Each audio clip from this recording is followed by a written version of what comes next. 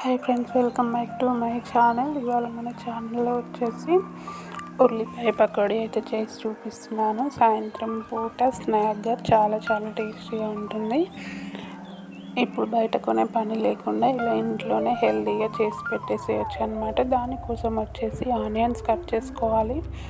ఇవి పొడవుగా కట్ చేసుకోవాలి. సో కట్ చేసుకున్న తర్వాత ఇలా అన్నీ విడదీసుకోవాలి, ఒక్కొక్క దానిలాగా అలా చేసుకోవాలి. నెక్స్ట్ వచ్చేసి ఒక కప్పు శనగపిండి తీసుకొని అందులో కట్ చేసి పెట్టుకున్న ఆనియన్స్, అలాగే కొత్తిమీర, ఒక 2 పచ్చిమిర్చి, టేస్ట్కి తగ్గట్టు సాల్ట్ వేసుకోవాలి. సో ఇప్పుడు సాల్ట్ వేసుకున్న తర్వాత అలాగే కొంచెం కారం అయితే వేసుకోవాలి. కొంచెం అల్లం వెల్లుల్లి పేస్ట్, అలాగే కొంచెం చిటికెడంత వంట సోడా వేసుకొని మొత్తం ఇవన్నీ కలిసేలా కలుపుకోవాలన్నమాట.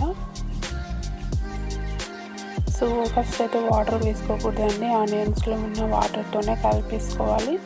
కొంచెం ఏమైనా గట్టిగా అనిపిస్తే ఒక 2 టేబుల్ స్పూన్స్ అలా వాటర్ వేసుకొని కలిపేసుకోండి.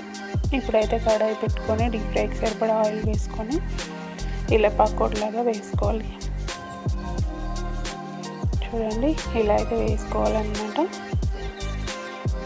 ఇది లో ఫ్లేమ్లో పెట్టుకొని బాగా ఫ్రై చేసుకోవాలి. ఇలా లో టు మీడియం ఫ్లేమ్ పెట్టుకొని లోపల దాకా ఫ్రై అయ్యేలా ఫ్రై చేసుకోవాలి. అప్పుడే క్రిస్పీగా చాలా బాగుంటాయి అన్నమాట. సో చూడండి, ఈ కలర్ అయితే రావాలి. ఇలాగే నెక్స్ట్ కూడా మళ్ళీ వేసుకోవాలన్నమాట. వేసుకొని ఇలా లో టు మీడియం ఫ్లేమ్ పెట్టుకొని ఫ్రై చేసుకుంటూ ఉండాలి. సో ఇలా రెడీ అయిపోతాయి అన్నమాట. సాయంత్రం అయితే చాలా స్నాక్గా చాలా బాగుంటాయి. సో నచ్చిందని అనుకుంటున్నాను. వీడియో నచ్చితే మాత్రం లైక్ చేయండి, షేర్ చేయండి, సబ్స్క్రైబ్ చేసుకోవడం మాత్రం మర్చిపోవద్దు.